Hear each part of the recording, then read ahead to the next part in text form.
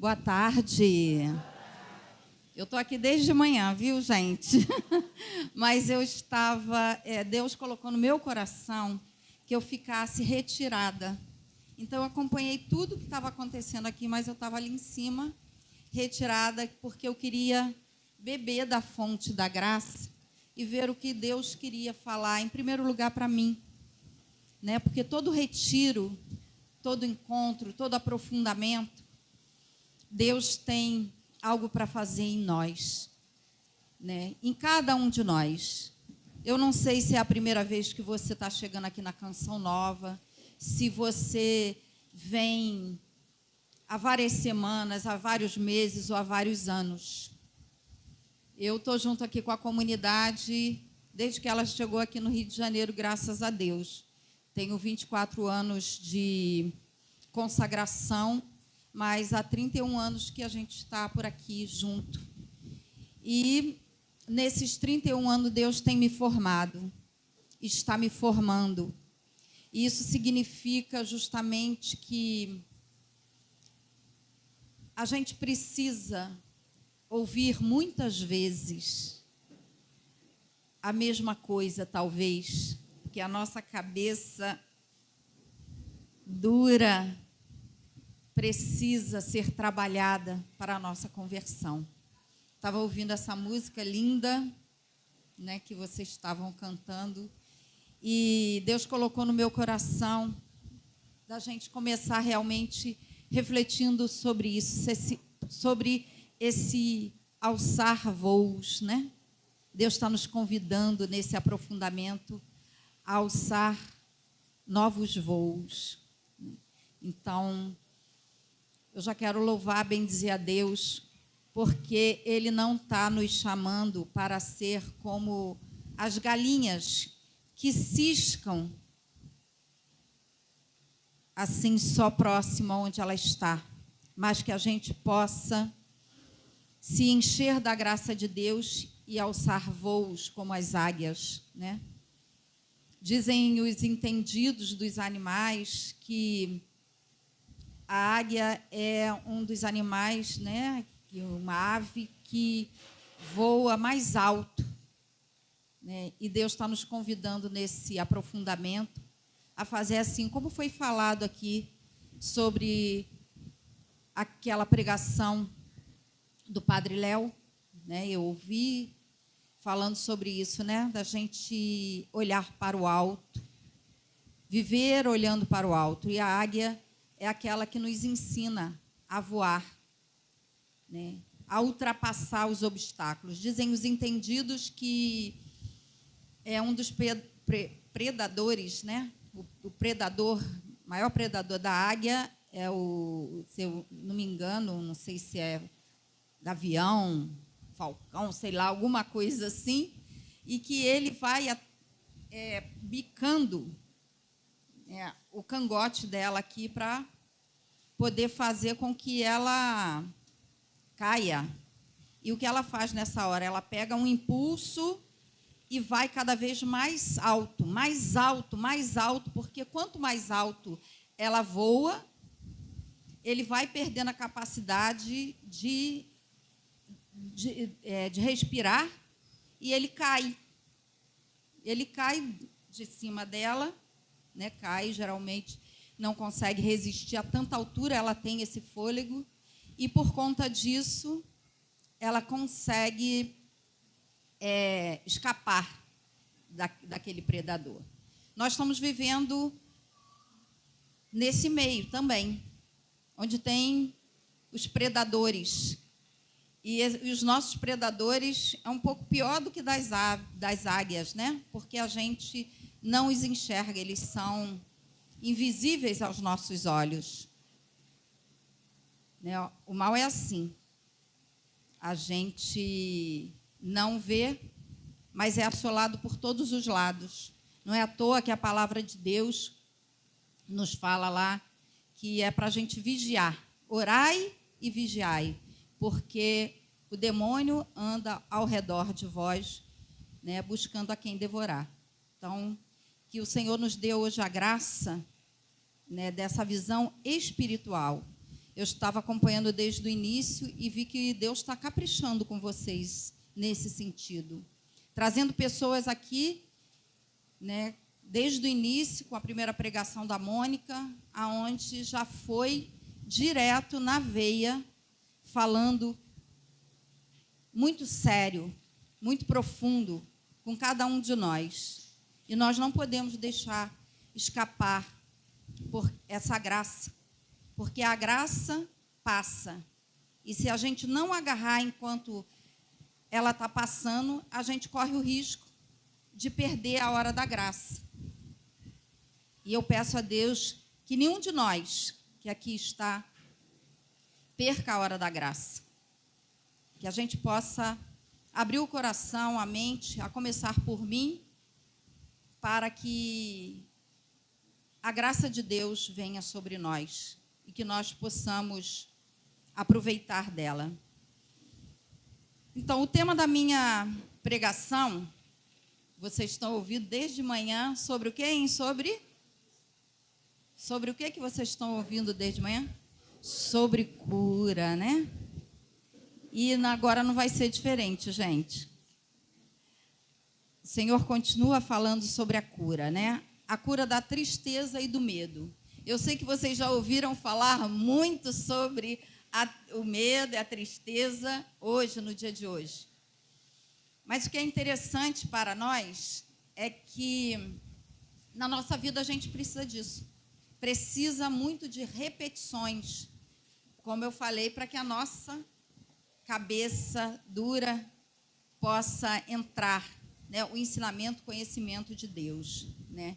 Então, a tristeza e o medo, eles são o quê? Sentimentos, né? Sentimento que qualquer pessoa pode ter, qualquer um de nós, né? São sentimentos que nos invadem em qualquer momento da nossa vida. Às vezes a gente está bem, acorda bem, está bem e, de repente, a gente muda, né? A gente é assolado por um sentimento de tristeza, por um sentimento de medo. Então, não há ninguém que é poupado disso. Os sentimentos estão aí e faz parte da nossa humanidade, né? Então, desde que o ser humano ele existe na face da Terra, ele tem sentimentos de medo e tristeza. Se a gente for voltar lá atrás, no início, onde o homem era um simples caçador, ele tinha medo dos animais, né? Principalmente os animais selvagens, porque podia devorá-lo. Então, o medo é um sentimento normal e que às vezes, e muitas das vezes nos ajudam, né? Nos ajudam para fugir justamente daquelas situações em que a gente corre perigo. Como esse exemplo que eu dei. Mas existe um medo, uma tristeza, que é diferente desse medo de estar, por exemplo, a gente precisa ter medo para não correr numa autoestrada demais e não vir a bater e perder a vida, por exemplo, no carro. Então, esse medo é lícito, esse medo é bom, é a cautela, a precaução.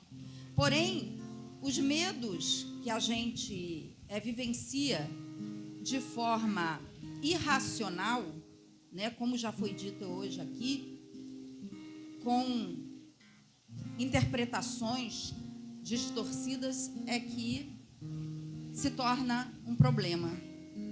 Então, eu queria pegar com vocês uma passagem já lá do início, né, em Números, no Antigo Testamento, em Números. E eu vou falar um pouquinho sobre o contexto e vou ler depois um trechinho aqui, alguns versículos. Números 13, né? Então, é um dos livros do Pentateuco, os 5 primeiros livros. Então, Gênesis, Êxodo, Levítico, Números e Deuteronômio, né? São os 5 primeiros. Então, Números, ele é o 4º livro do Pentateuco e ele está narrando nesse trecho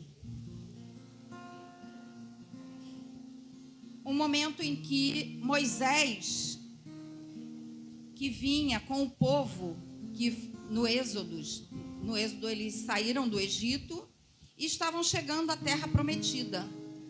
Então, existia ali uma promessa de Deus, né, em relação àquela terra, que era a terra prometida. E Moisés pediu para que Josué e Caleb fossem verificar os habitantes do local junto com mais 10 outros homens.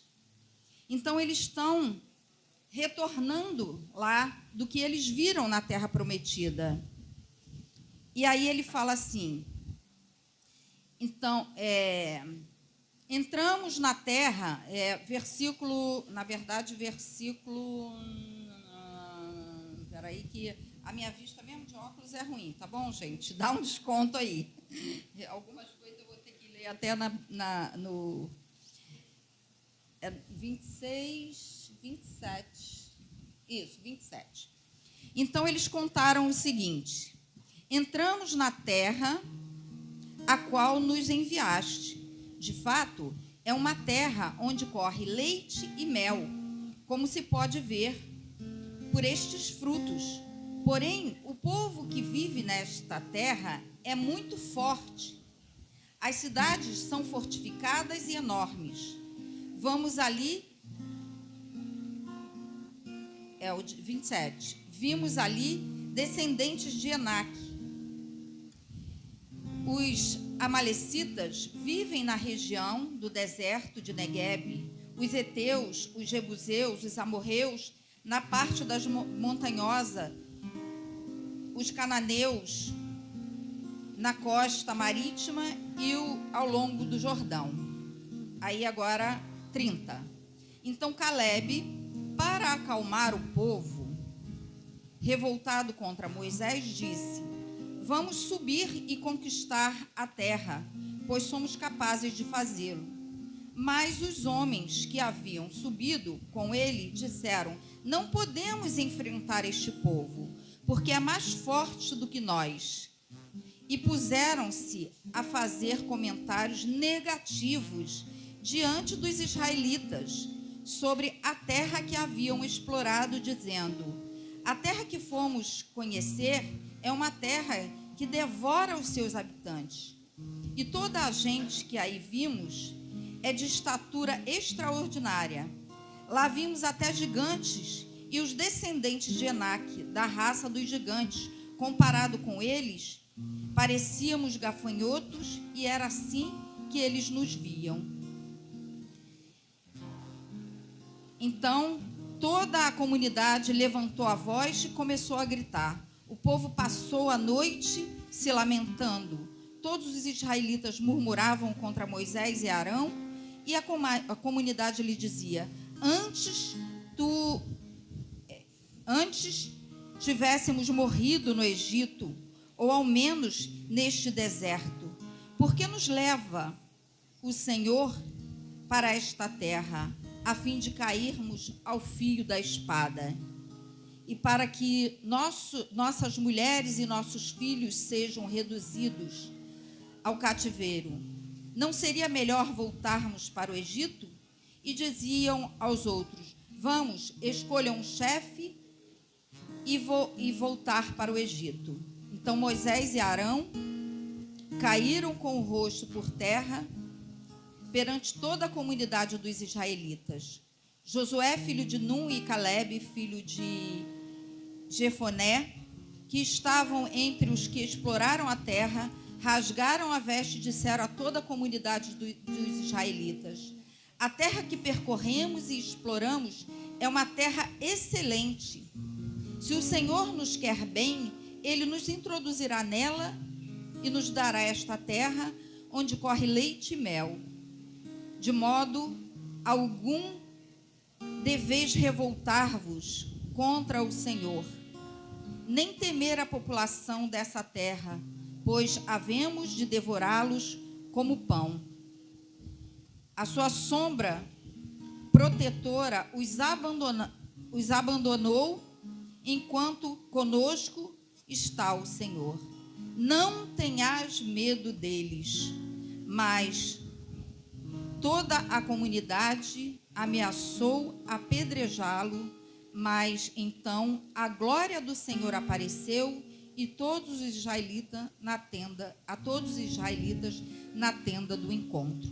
Depois disso, nós sabemos que eles conseguiram entrar na terra prometida.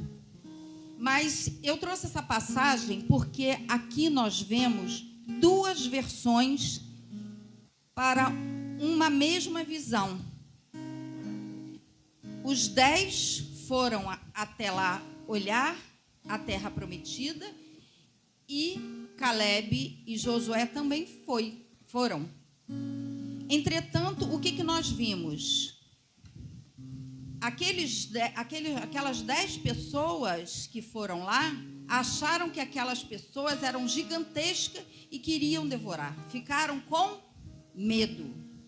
Já Caleb e Josué disseram que se o Senhor prometeu, o Senhor não os abandonaria. E aqui está o exemplo das interpretações diferentes de uma mesma coisa. Percebam conosco como isso também acontece.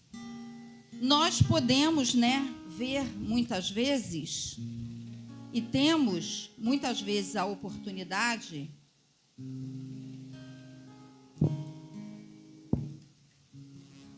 como a gente já ouviu falar muitas vezes, olhar um copo com água e alguns dirão que esse copo está meio vazio e outros dirão que esse copo está meio cheio. Então tudo depende de como é a nossa visão. Nós hoje tivemos a oportunidade, deixa eu aproveitar para beber um pouquinho. Desde de manhã, ouvir que muitas vezes a nossa visão, ela é tomada de um sentimento, de uma emoção negativa. Outros, quando são pessoas que creem no Senhor, têm uma visão diferente, uma visão positiva. E por que isso acontece, gente? Na verdade, nós aprendemos a fazer as coisas na nossa vida através da nossa criação, da nossa educação, que a gente foi tendo em casa, como já foi falado aqui.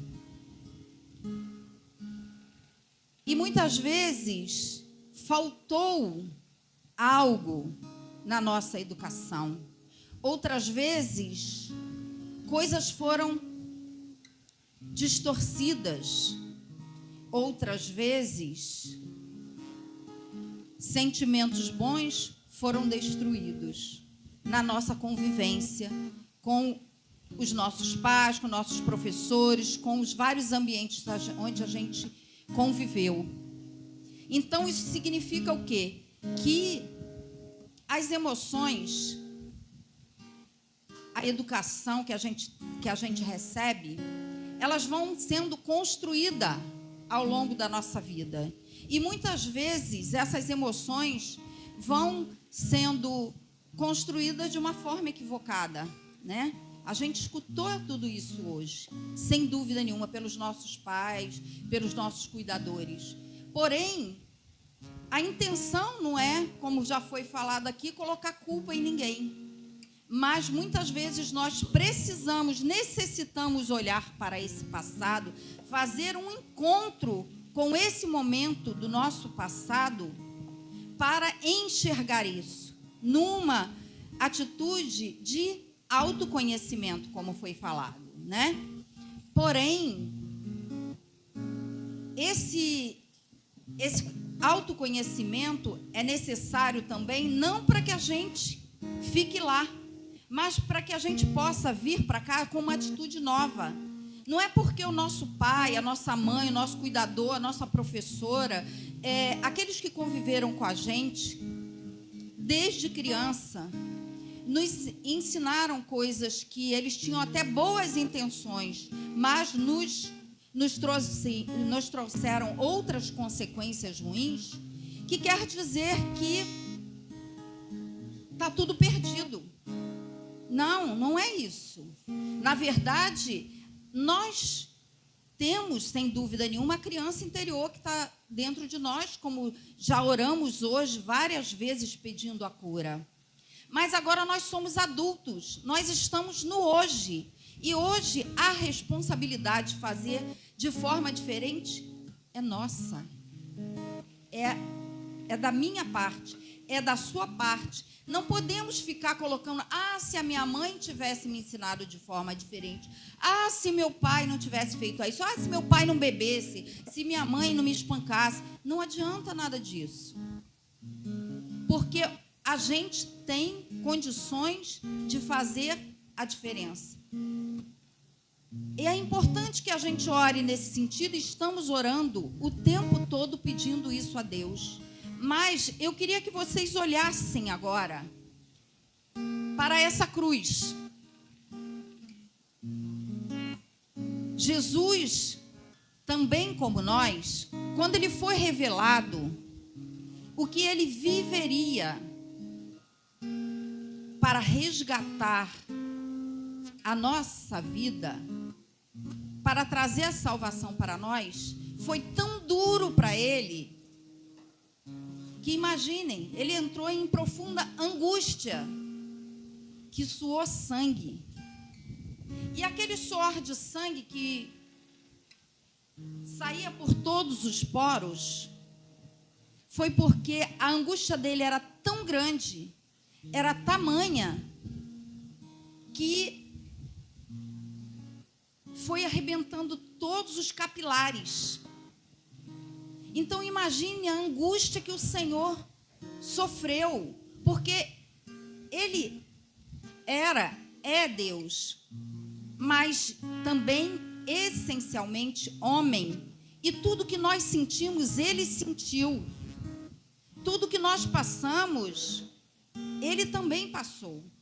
Então ele sofreu profundamente, tanto que quando a gente vê naquele filme de Mel Gibson, que as pessoas falam, muitos que acham que aquilo ali é um exagero. Quando houve o estudo do Santo Sudário, se viu que não era exagero. Porque quando Jesus foi, depois que ele suou sangue, ele foi flagelado. E o chicote era feito de aquelas cordas com pequenos ossos pontiagudos nas pontas. Então, quando mandava o chicote, e o chicote não pegava só nas costas, pegava onde fosse, porque era chicote, era grande. E não era uma pessoa só chicoteando, era um, outro. Então, batia no corpo de Jesus e tirava a pele, porque estava tudo fragilizado por causa da capilaridade que arrebentou ali tudo. Então, saía a pele. Então, Jesus sofreu profundamente. Jesus sofreu muito. E por que eu estou dizendo isso? Porque o nosso Deus, ele não ficou de braços cruzados para nos salvar. Ele morreu assim, de braços abertos. E o que significa isso para nós? Eu não me esqueço que no início da minha vida, da minha conversão, quando eu ia para a Cachoeira Paulista, Padre Jonas falava que os cristãos são chamados a serem outros cristos e que nós iríamos passar pelas mesmas coisas, pelas mesmas dores de Jesus. E eu confesso para vocês que naquela época eu vinha de uma profunda dor, que eu tinha vivido toda uma situação difícil no meu casamento, de separação, de destruição. Estávamos retornando, eu e meu marido, né? Para quem não me conhece, eu sou a esposa do diácono Jorge, que estava aqui, que eu não sei nem onde que ele está, mas está por aí. Então, a gente viveu, ele já testemunhou isso aqui muitas vezes, e eu confesso que eu tinha medo daquele sofrimento. Eu tinha muito medo do sofrimento, porque eu tinha vivido anos e anos de sofrimento. Talvez você seja uma pessoa assim, que nem eu naquela época, que tinha medo de sofrer e que tem medo de sofrer. E por causa disso, não tem a coragem e nem a disposição interior ainda de se entregar inteiramente ao Senhor, para falar como foi falado diversas vezes e orado hoje, de se entregar, se abandonar inteiramente nas mãos de Deus. Porque é isso, nós somos humanos e na nossa humanidade, muitas vezes, esses medos causados por esses pensamentos negativos, vivenciados ao longo da nossa própria história, ou que a gente ouviu falar, ou que a gente conheceu pessoas, nos toma, nos assola. E mesmo que a gente não queira sentir aquilo, muitas vezes a gente sente. Muitas vezes a gente fica preso nisso. A maior prova disso que a gente vê foi na época da pandemia. Como saber, tomar conhecimento o tempo todo de que as pessoas estavam morrendo, nos assustou. Tem gente que até hoje não consegue se livrar das máscaras, dos álcools e de tantas coisas que a pessoa acreditava que estava protegido por aquilo ali. E eu não estou dizendo com isso, querendo polemizar isso. Só quero dizer para você que é normal que, dentro da nossa fragilidade e das coisas que a gente viveu ou que a gente ouviu falar, que a gente seja assolado por esse medo e pelos pensamentos negativos. Porém, assim como Jesus, que não ficou só parado, de braço cruzado, esperando que Deus fizesse e Deus iria fazer, mas Deus pediu a ele, o Pai pediu a ele, quis a participação dele, com todo o sofrimento, com toda a dor, que o revelou. Mas tanto que ele falou: Pai, se for possível, afasta de mim esse cálice. Porém, que não se faça a minha, mas a tua vontade. E Jesus experimentou durante todo aquele tempo a companhia de Deus. E é isso que é o convite de Deus também para nós. Deus está fazendo hoje na nossa vida. Deus está fazendo na sua vida, na minha vida, durante todo esse dia. Mas Deus também quer que nós façamos a nossa parte. Nós não podemos ficar com os nossos braços cruzados. Temos que orar e orar muito, mas temos que confiar. Eu quero louvar e agradecer a Deus por você que hoje está aqui. Eu não sei se é a primeira vez, se é a quinta vez, se é a 10ª, se é o 20º ano ou 31, que nem o meu. Mas que nós tenhamos a coragem de fazer a nossa parte. Por quê? Porque nós fomos criados e nós estamos numa sociedade em que tudo é medo, em que colocam medo na gente o tempo todo. E do medo vem a angústia, do medo vem a solidão, e a gente perde. Muitas vezes a gente está aqui, até ouve, mas a gente sai daqui, a gente perde essa visão espiritual. E a gente vai sendo dragado por aqueles pensamentos negativos. E aí a nossa visão vai ficando cada vez mais contaminada por isso. E por mais que a gente diga que a gente tenha fé, que a gente tem fé, acabamos tendo 1001 medos. É medo de animais, de insetos, de barata, medo de avião, medo de assalto, medos. Cada vez mais a psicologia ela vem catalogando mais medos. Tem até medo do medo. É verdade. Medo do medo. Olha, tem aqui, olha, uns novos catálogos. A bulofobia, medo de andar. Fobofobia, medo do medo. A telofobia, medo da imperfeição. Agiofobia, medo do sagrado. Bibliofobia, medo dos livros. E assim vai, né? Heterofobia, medo do sexo oposto. E assim vai sendo catalogados, porque vai aparecendo no meio da população medos e mais medos. E as pessoas vão ficando, como foi dito aqui, paralisados no medo. As pessoas acham que se aconteceu com aquela pessoa, e é assim que a mídia trabalha, porque aconteceu com aquela pessoa, vai acontecer comigo. Ou porque aconteceu uma vez na minha vida, vai acontecer sempre. E aí eu te pergunto, já teve alguma vez na vida que você comeu alguma coisa e te fez mal? Quem já aconteceu isso aí, levanta a mão. Ok, pode abaixar. E você parou de comer para o resto da sua vida?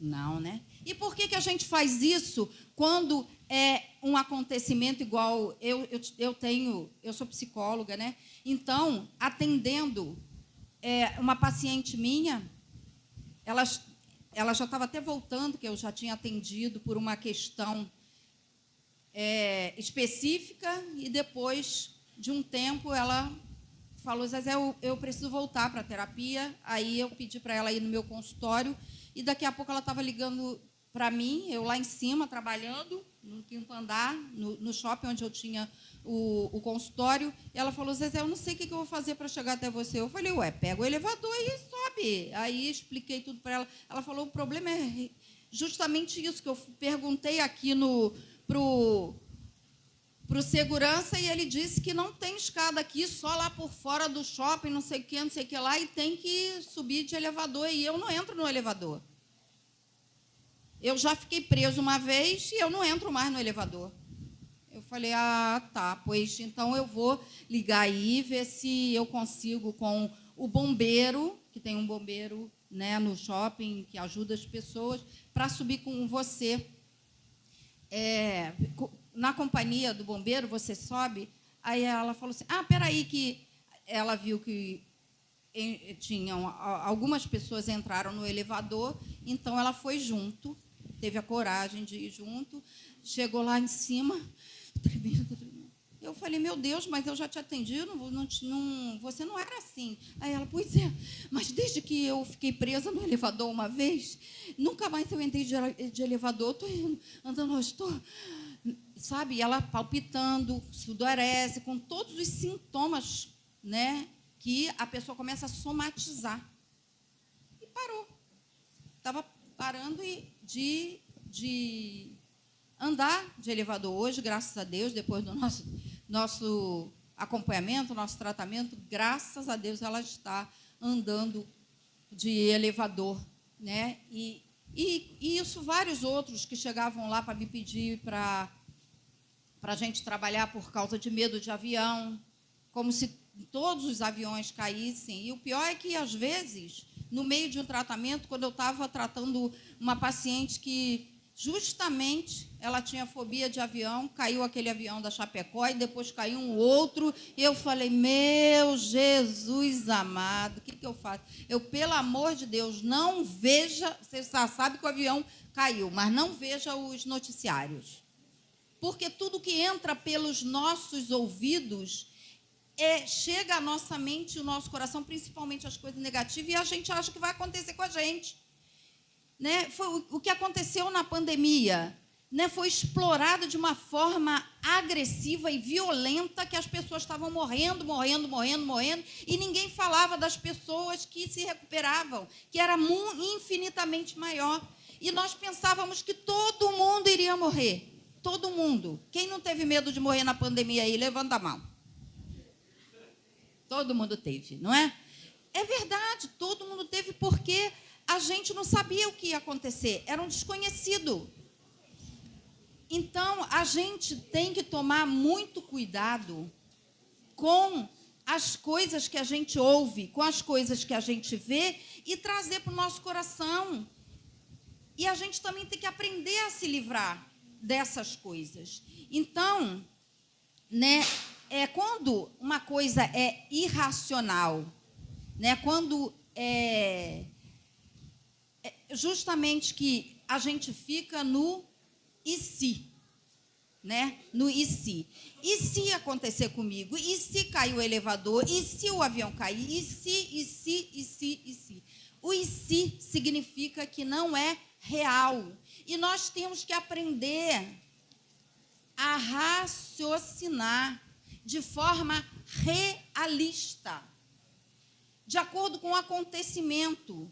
Ok, você pode me dizer, mas, Zezé, olha só, a gente estava de acordo com a situação realista, estava matando todo mundo. Mas eu, na época da pandemia, os meus pacientes, então, surtaram todos. E eu falei assim, bom, eu tenho que me manter sã, porque eu estou aqui para atendê-los. Como é que eu vou sentar com eles e chorar? A psicóloga vai fazer isso? Pode fazer isso? Não tinha condição. Então, o que eu falei, eu tenho que me manter sã. A minha mente tem que estar sã. Então, a primeira medida que eu tomei foi, não quero ver repórteres. Não quero ver repórteres. A segunda coisa que eu falei, eu tenho que raciocinar. Eu falei, se esse vírus é assim como estão falando, que só pode ser combatido com álcool, higiene, máscara, quando entrar nas favelas do Rio de Janeiro, eu moro aqui há 65 anos, exatamente a mesma idade que eu tenho, então vai matar todo mundo, porque lá as pessoas não têm dinheiro para comprar álcool, não têm essa higiene toda, moram 8, 9, 10 pessoas no mesmo cômodo, então vai desbaratinar. Daqui a pouco vamos receber a notícia de que todas as favelas foram dizimadas. E eu fiquei olhando as pessoas entre aspas, classe média, né? Iam morrendo. E a gente não ouvia falar das mortes nas comunidades, nas favelas. Eu falei, tem alguma coisa errada aí. Estão me enganando. Estão mentindo para mim. Gente, a gente tem que raciocinar. A fonte da nossa vida é também o nosso raciocínio, é onde vive a nossa alma. Sabe, nós fomos criados por Deus e somos cuidados por Deus. Então, eu percebi, claro, não é que não estivesse acontecendo uma tragédia, mas a palavra de Deus me garante que não cai nenhum fio da minha cabeça, da sua cabeça, sem que seja da vontade de Deus, do controle ali. Então, Deus, né? Muita gente me perguntou, Zezé, então Deus que está fazendo isso? Eu falei, Não mesmo. Não é Deus que está fazendo isso. Mas Deus não perdeu o controle das coisas. Deus tem o poder de transformar qualquer lama em ouro puro. Qualquer lama em ouro puro. Então, aqueles que o vírus pegou e levou para Deus, com certeza o Senhor os recolheu. Agora, o que eu percebi também, que os maiores medrosos, que ficaram com mais medo, era o povo da igreja. E eu falei, gente, onde está a nossa fé? Onde está a nossa fé? Porque a nossa fé nos diz que a verdadeira vida começa a partir de quando? A partir da morte, da vida eterna. E se Deus não tem sobre a minha vida o poder de me recolher na hora que Ele quiser, Ele não é Deus. Então, a mim, o que compete? Eu me lembro que quando eu custei um pouquinho a pegar, pelo menos só fui pegar o vírus no final do primeiro ano, né? Já lá para dezembro. Foi 2020, não foi isso? 2020. E uma coisa veio ao meu coração nessa época.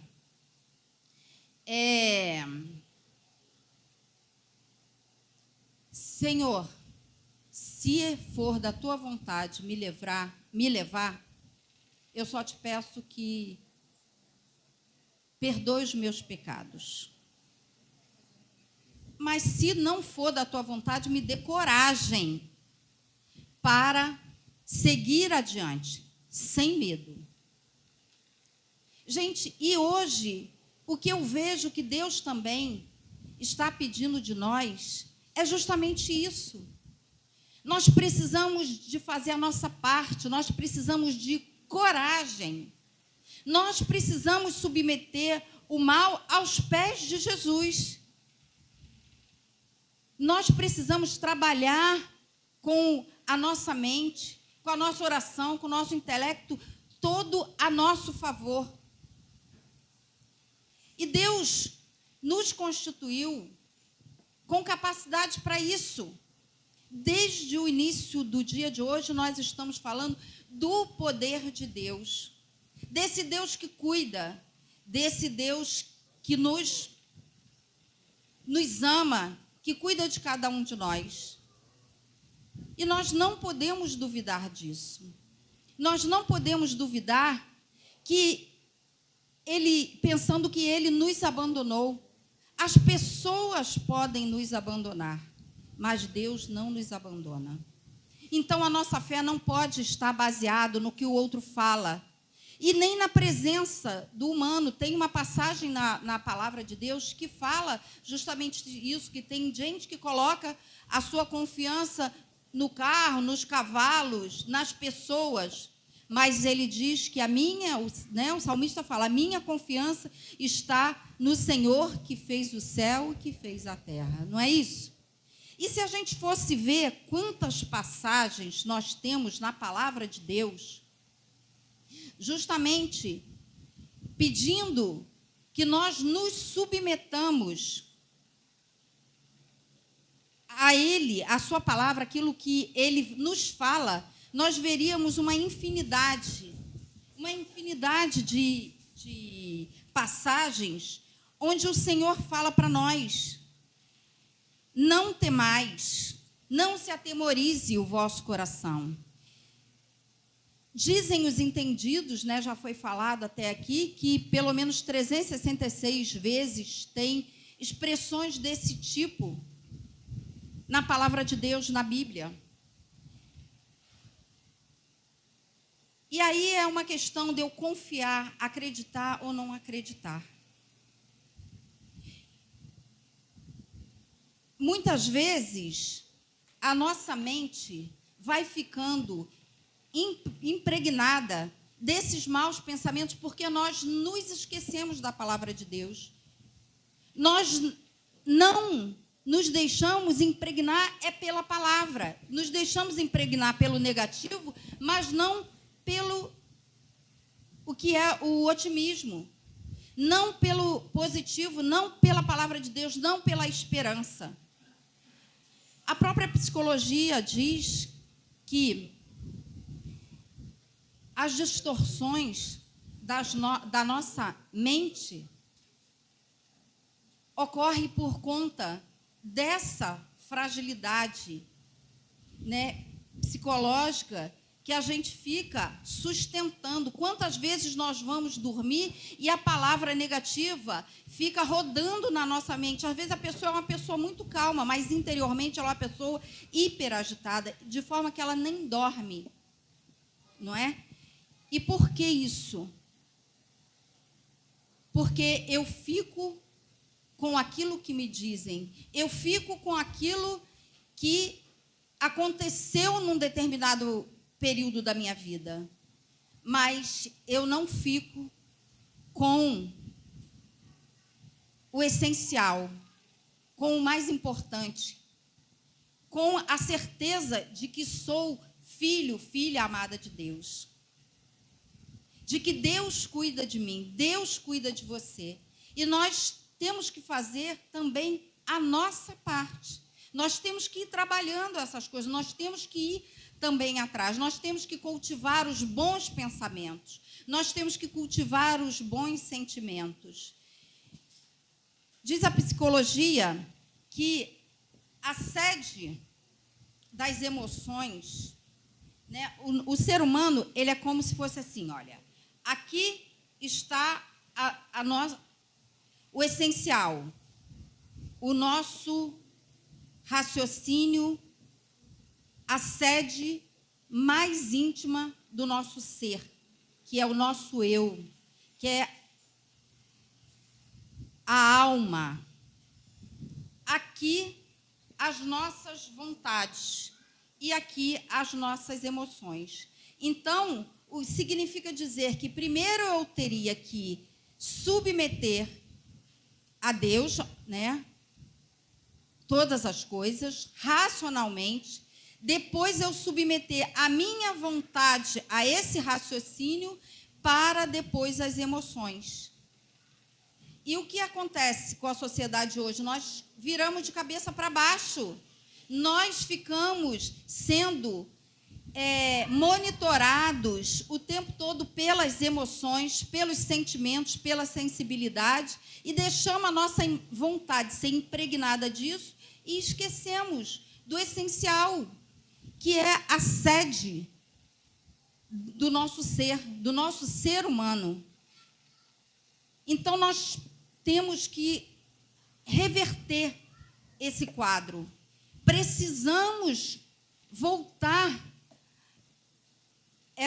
a fazer dessa forma, né? De forma que a nossa mente, o nosso coração seja, em primeiro lugar, passe pela fonte do nosso raciocínio, da gente pensar, mas não aquele pensamento negativo.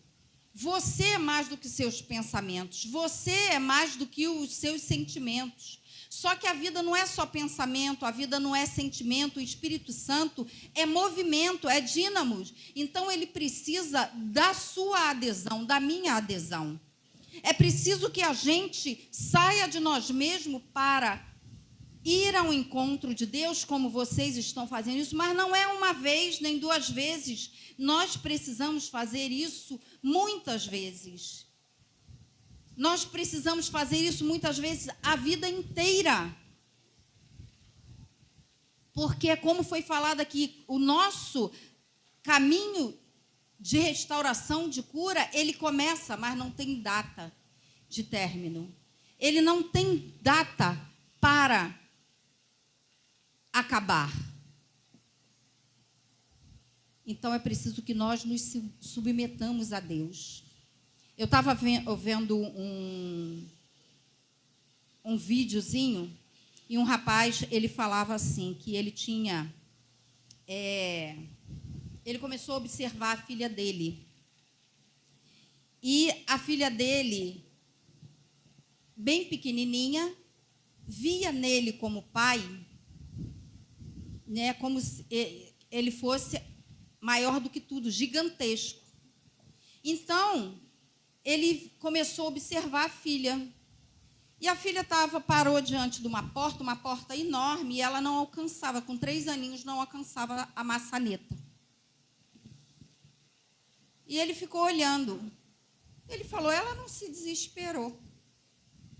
Ela não ficou nervosa, irritada, preocupada. E ele começou a observar por que isso acontecia. E aí ele chegou a 3 conclusões. A primeira, que ela sabia que tinha um pai. Segundo, ela sabia que tinha um pai gigantesco, que alcançava aquela maçaneta. E terceiro, que ela tinha um pai que a amava profundamente. Trazendo para a nossa realidade, nós temos um pai. Nós temos um pai gigantesco que tem o controle de todas as coisas. E esse pai alcança qualquer maçaneta que eu nem você tenhamos condições de alcançar. E esse pai nos ama profundamente. Você acredita que o seu pai te deixaria desesperar diante da porta gigantesca que se abre, que se fecha à sua frente? Nós temos muitas vezes que ter esse coração de criança para acreditar como a criança. Mas, por outro lado, muitas vezes temos que ser esse adulto que raciocina em prol daquilo que ocorre, daquilo que vivencia. E é isso o grande convite de Deus para nós, nesse encontro, onde você está a todo momento ouvindo que Deus te trouxe aqui para te curar, para te libertar, para te dizer que você não pode paralisar diante das situações difíceis, porque o teu pai cuida de você. O teu pai é maior do que tudo. E enquanto a gente não acreditar nisso, enquanto a gente não tomar coragem, como diz a palavra de Deus, a palavra de Deus fala isso para nós, coragem. No mundo tereis aflições, mas eu venci o mundo. Eu venci o mundo. Essa é a palavra de Deus para nós, nesse momento, nesse sentido, no sentido da gente buscar coragem, não paralisar diante das situações. Essa é a nossa parte. Claro que Deus nos cura, está nos curando, está nos libertando, está nos renovando e vai fazer cada vez mais. Porém, é preciso que a gente saia dessas cadeias que nos aprisionam. É preciso que a gente creia que Deus realmente é um pai amoroso que cuida de nós. E foi nisso que a gente teve que se agarrar diante da pandemia. Foi ou não foi? Foi. Foi isso que nós tivemos que nos agarrar. Nós compreendemos que se não estava na nossa hora, Deus cuidaria de nós. E Deus cuidou de nós, está cuidando de nós. Então, nós precisamos dessa fé que é sobrenatural. Mas nós não podemos duvidar. O grande problema que a gente faz com que nós fiquemos presos é a dúvida. É a dúvida. Quando nós colocamos em dúvida a palavra de Deus, quando nós colocamos em dúvida o amor de Deus, aí, sem dúvida nenhuma, nós afundamos como Pedro. quando Jesus falou, vem, Pedro. E ele foi. E quando ele olhou para ele começou a afundar. Mas o que aconteceu? Ele afundou? Cristo, o próprio Cristo segurou. Assim foi que Deus fez também na minha vida, né? Como eu contava no início, na vida do meu marido, quando a gente passou por todas as tribulações, toda imaturidade, todo pecado, que a gente ficou enlameado do pecado, porque a gente se afastou de Deus, se afastou da igreja, se afastou da comunidade. Mas Deus nos provou que Ele cuidava de nós, e Ele cuidou de nós.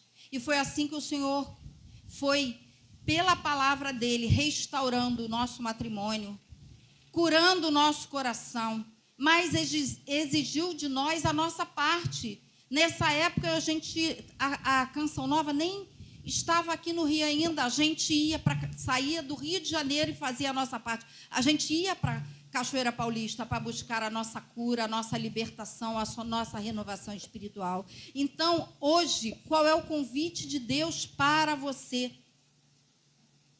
É que você saia de você mesma e faça a sua parte também de ir ao encontro do Senhor, como você está fazendo hoje. Não é só hoje.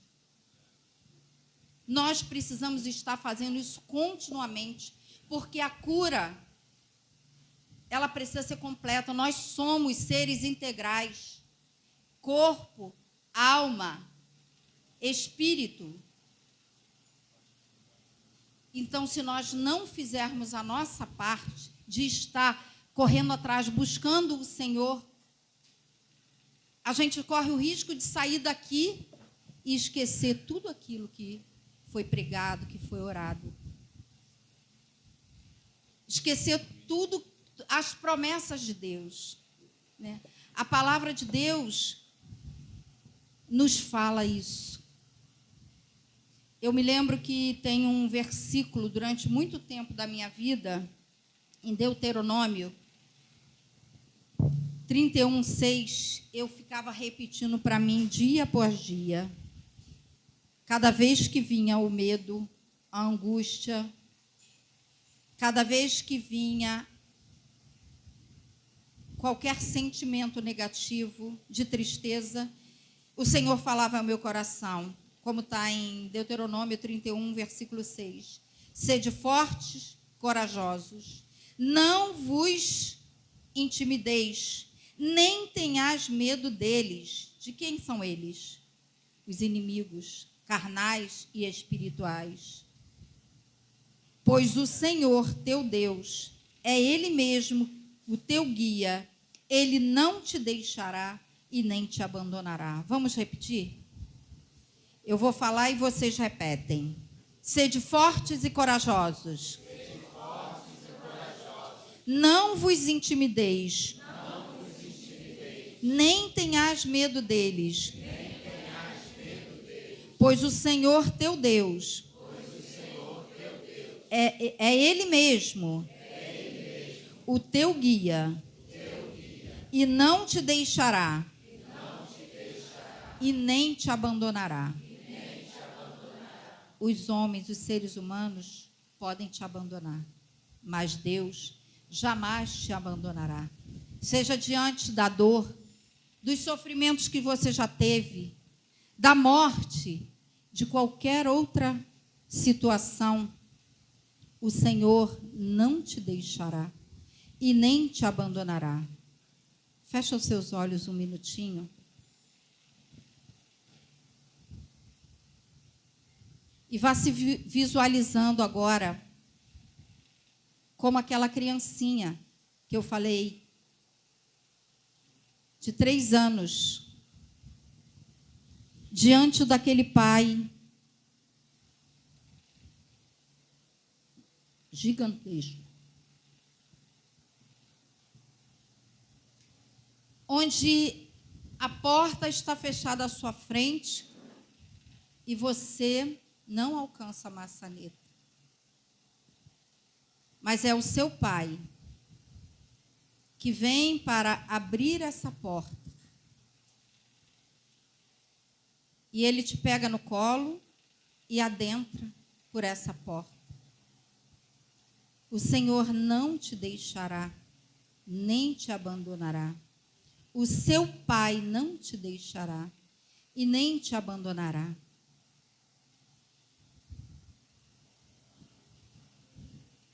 Agora eu quero que você visualize você como você está agora.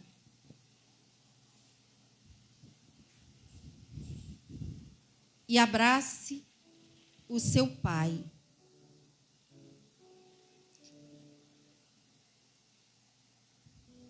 Deixe-se conduzir por esse seu Pai.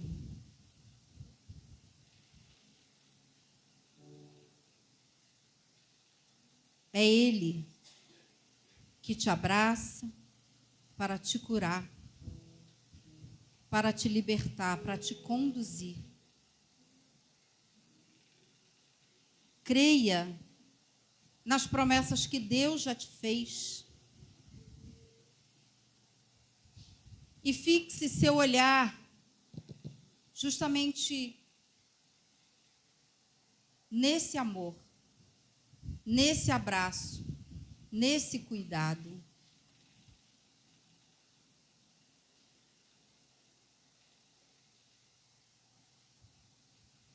Vai deixando que a própria graça de Deus,